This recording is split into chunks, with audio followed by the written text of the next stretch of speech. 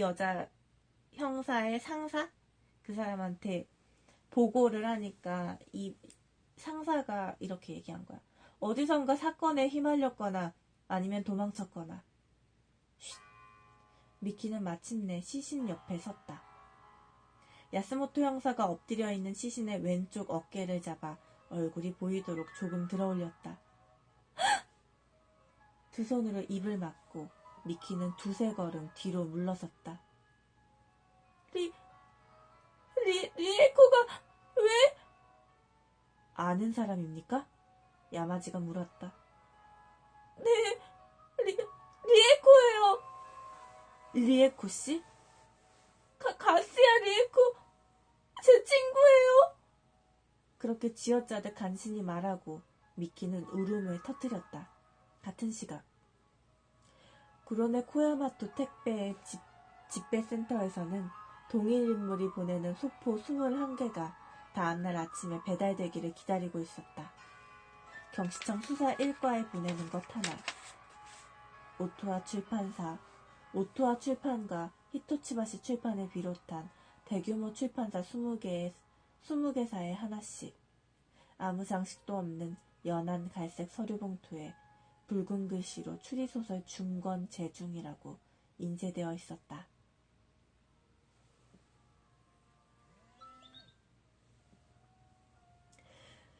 리에코의 시신을 확인한 미키는 그대로 신주쿠 경찰서로 호송되었다. 다거치 가즈시를 찾지 못하고 있는 지금 실종된 히라이와 살해된 리에코와 접점이 있고 게다가 구리야마 살해 장소에도 있었던 미키는 형사들이 새로운 사실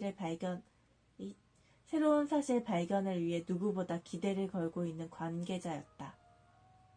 사정 청취는 당연히 유키히라가 담당했다. 당신은 살해당한 가스야 리에코 씨와는 동기이고 전공도 동아리도 같다.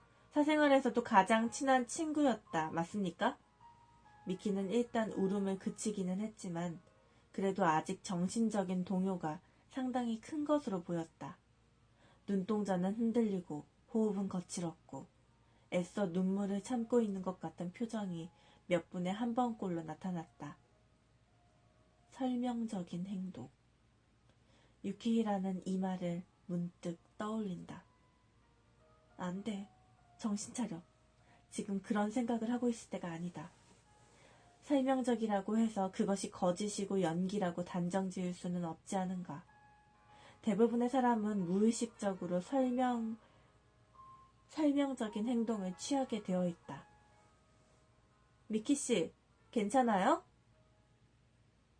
네, 괜찮아요. 당신은 살해당한 가스야 리에코 씨와는 동기이고 전공도 동아리도 같다. 사생활에서도 가장 친한 친구였다. 맞습니까? 같은 질문을 일부러 한마디도 틀리지 않게 반복해서 물었다. 네, 맞아요. 유키히라는 리에코의 휴대전화를 조용히 미키 앞에 내려놓고 액정 화면을 펼쳐서 미키에게 보였다. 유키히라는 미리 그 문제의 화면을 전화기에 띄워놓았던 것이다. 내일 2개의 생명을 거두고 내 재능은 부활할 것이다. T.H.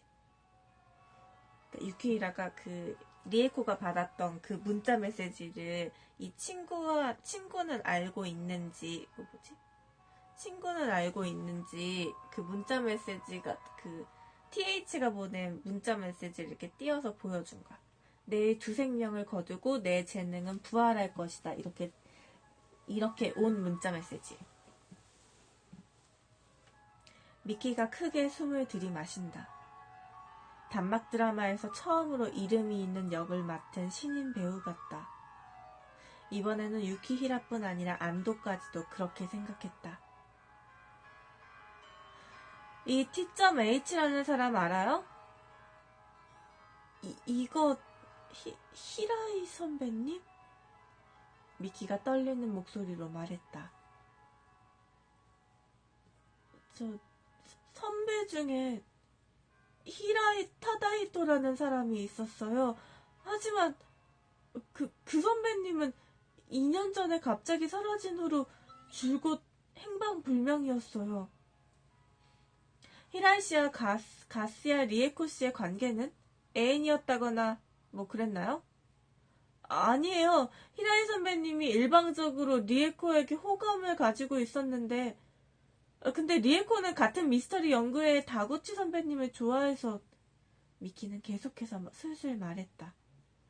다구치 선배님은 얼굴도 잘생겼고 재능도 있고 여학생들 사이에서 인기가 많았어요.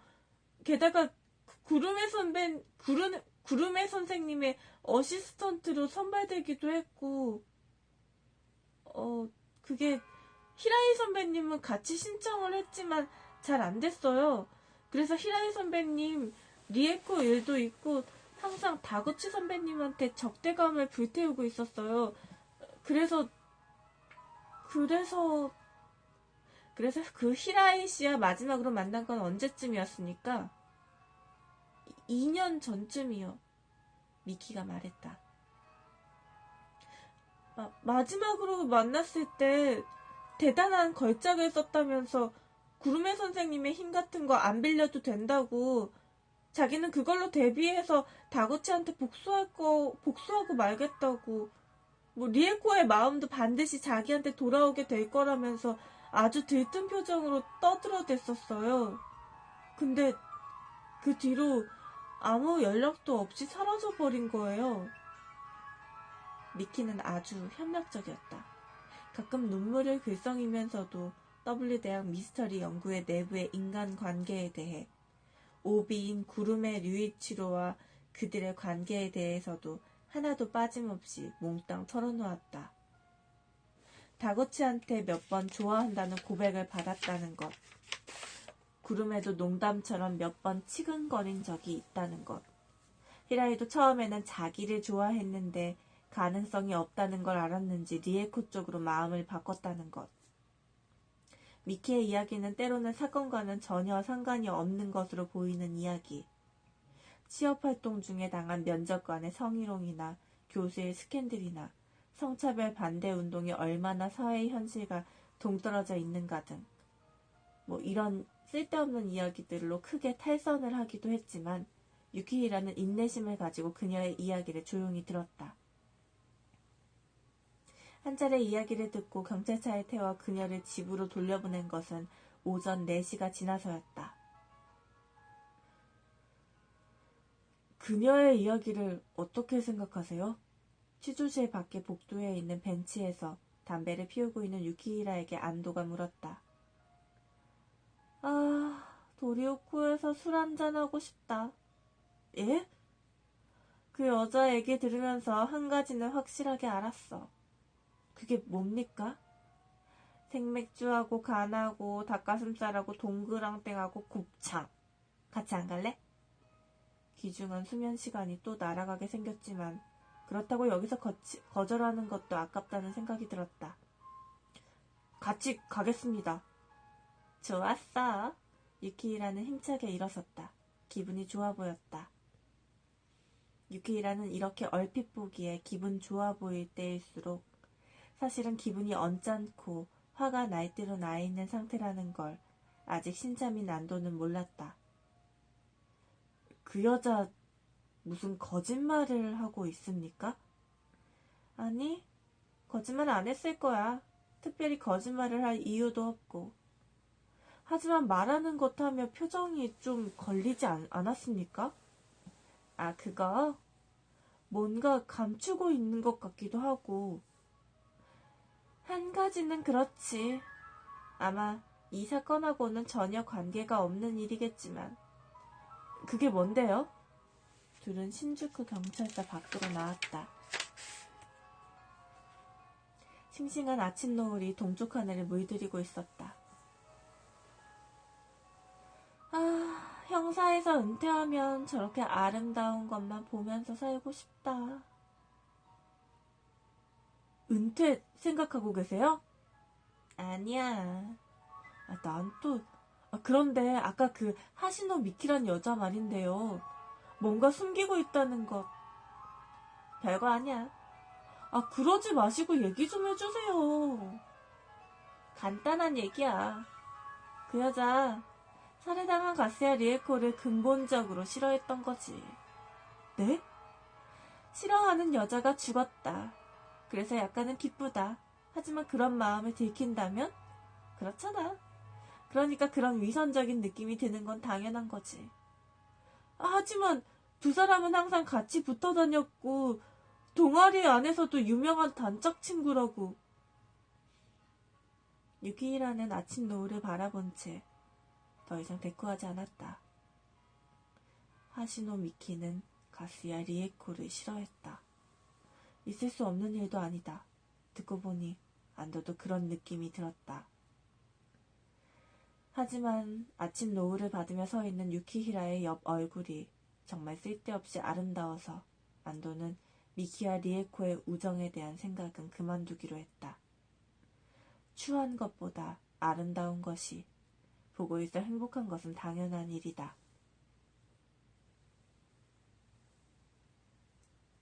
가스야 리에코의 사체 발견 시점에서 정확히 36시간 후 경시청은 중요 참고인으로서 히라이 타다히토를 지명수배하기로 결정했다.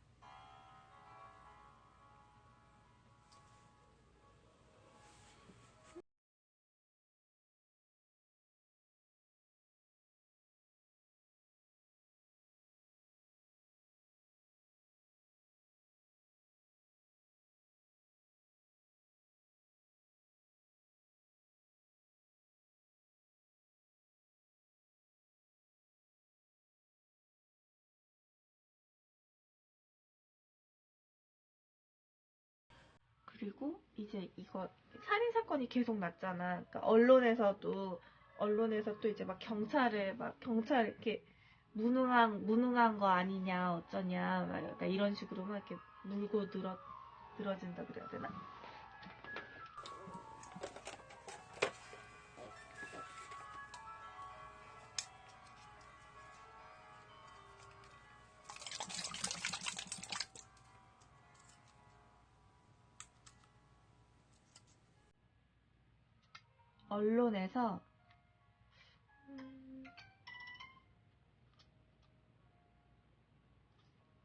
언론에서 경찰한테 경찰 또다시 선수를 빼앗기다. 막지 못했는가? 경찰의 책임을 물어야 하. 이런 타이틀의 기사가 신문이나 주간지에 실린 탓인지 계단식 단상에 앉아있는 경찰 간부들의 표정은 하나같이 굳어 있었다.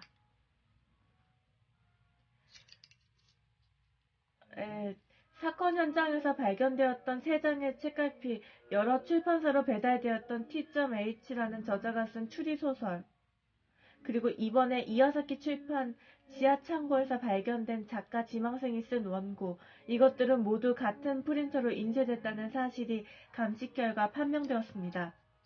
기자들이 웅성거렸다. 그것이 진정될 때까지는 야마지는 느긋하게 기다렸다. 이럴 때 현장 실무파인 야마지는 커리어파인 그의 상사들보다 확실히 침착하다. 2년 전 이야사키 출판으로 이 원고를 들고 찾아온 사람은 당시 W대학 문학부 4학년이었던 히라이 타다히토. 당시 23살이었다는 사실이 판명되었습니다.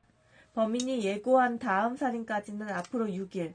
우리는 이 히라이 타다히토를 본 연쇄살인 사건의 중요 참고인으로 전국에 지명수배를 내리는 바입니다. 히라이 타다히토 지명수배. 그 기자회견의 생방송을 세자키는 기무라를 비롯한 동료들과 함께 편집부에 설치되어 있는 15인치 브라운관 텔레비전으로 보고 있었다.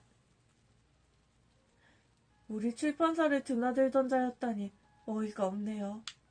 기무라가 거발한 듯 비웃는 얼굴로 세자키를 돌아보았다. 유명 탤런트를 직접 본 것을 잘난 체하는 심리와 비슷할지 모른다. 세자키씨, 기억해요? 그 히라이라는 사람. 어렴풋이? 거짓말이다. 사실은 히라이와 직접 이야기를 나눈 7분 동안을 세자키는 더할 수 없이 선명하게 기억하고 있었다. 지금도 그렇게 하라고 하겠지, 경찰이.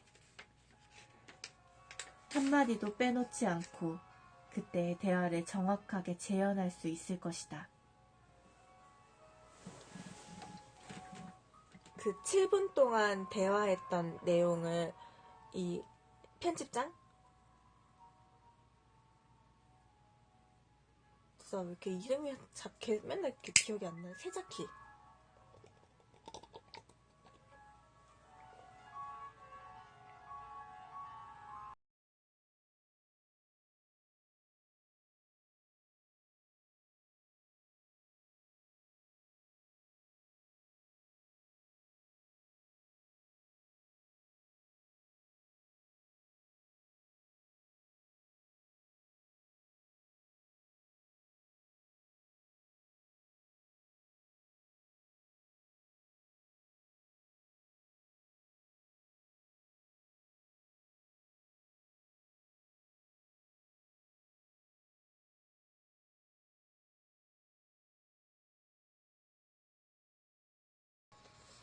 그 7분간의 대화를 들려줄게.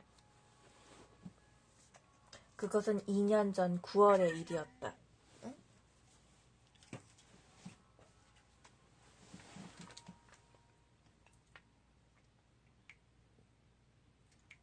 벌써?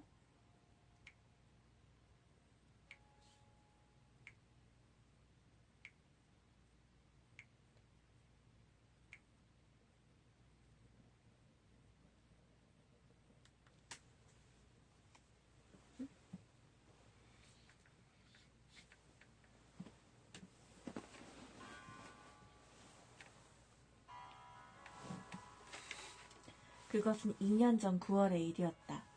장소는 이와사키 출판 1층에 있는 휴게 코너였다. 23살의 깡마른 청년이 미체용 통지를 한 손에 들고 왜 자기 원고가 미체용이냐고 따지고 매달렸다. 청년을 상대로 세자키는 화가 머리 끝까지 나 있었다. 자네 작품은 있지. 다 허풍이야. 리얼리티가 없어. 이런 경우 솔직하게 말해주는 것이 최소한의 예의라고 세자키는 생각했다. 지금도 그렇게 생각한다. 리얼리티요? 그래, 리얼리티. 리얼리티가 없는 작품에는 공포가 없지. 언젠가 실제로 나한테 일어날 수도 있다. 그런 기분을 독자에게 줄 수 있을 만큼의 힘이 없어. 재밌기만 해서는 안 된다는 말씀이십니까? 히라에는 그래도 매달렸다. 세자키는 웃었다. 실소라는 말은 이럴 때를 위해 있는 것이라는 걸 세자키는 처음 알았다. 아직 잘 모르나 보군. 리얼리티가 없다는 것은 곧 재미가 없다는 말이야. 스토리가 황당무계해도 재미있는 작품에는 반드시 일종의 리얼리티가 있어. 고치겠습니다. 몇 번이라도 이 원고 제가 고치겠습니다. 히라이는 무릎이라도 꿇을 기세로 외쳤다. 세자키가 싫어하는 자기 어필 방법이다. 자네의 그 열의를 어여삐 봐서 자네한테 뭐가 부족한지 가르쳐주지. 두 사람분의 커피값에 잔돈이 생기지 않게 테이블 위에 올려두면서 세자키는 말했다. 히라이가 네! 하고 허리를 고추 세웠다. 재능이야. 네? 자네한테는 재능이 없어. 히라이의 얼굴이 순간 2배는 커진 것처럼 보였다. 세자키는 자리에서 일어나 나갔다. 그것이 2년 전 9월에 둘 사이에서 오고 간 대화의 전부였다. 텔레비전에서는 히라이 타다이토의 사진이 몇 번이고 반복해서 방송되었다.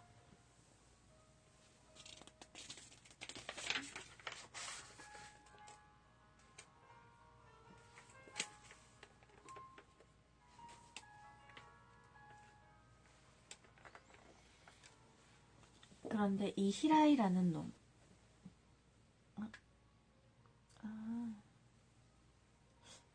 여기는 다른 경찰 쪽 사람이 얘기하는 거다. 그런데 이 히라이라는 놈 바보 아니에요? 좀 현실성 있는 금액이라면 입찰할 회사도 있을지 모르는데 말이에요. 기무라의 경박한 목소리에 세자키는 현실로 돌아왔다. 현실성? 투자해도 회수 가능한 범위 내의 금액 말이에요. 주간지의 건조특집 혹은 단행본의 독점 판매. 요즘 텔레비전에서 실록범죄 드라마가 유행하니까 그런 곳에 원작 판권을 팔 수도 있고. 그러니까 처음대로 3억으로 해두면 돈이 목적이 아닌 거겠지. 돈이 목적이라면 좀 더 손쉬운 방법이 얼마든지 있어.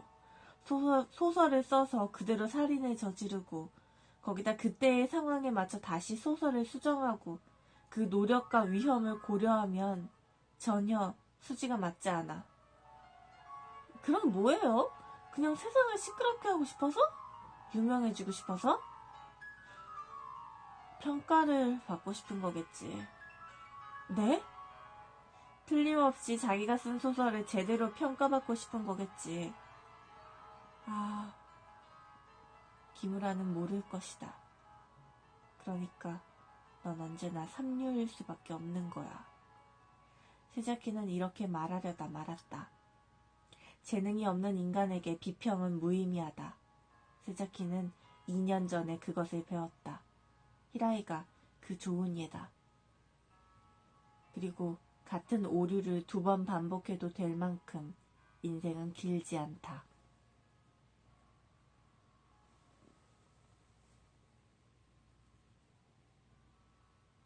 요란한 지명수배, 증언된 수사진. 하지만 그로부터 하루가 지나고 이틀이 지나고 사흘이 지나도 경찰은 히라이 타다이토의 행방을 찾아내지 못했다. W대학 동기들 중 지난 2년 동안 히라이를 봤다는 사람은 한 명도 없었다. 문자 메시지를 받았다는 사람도 없었다. 리에코에게 걸작을 쓰면 돌아가겠다는 문자 메시지가 왔었다는 정보는 있었지만 리에코의 휴대전화 메모리에는 꽉 차서 반년 전의 메시지는 이미 삭제되고 없었다.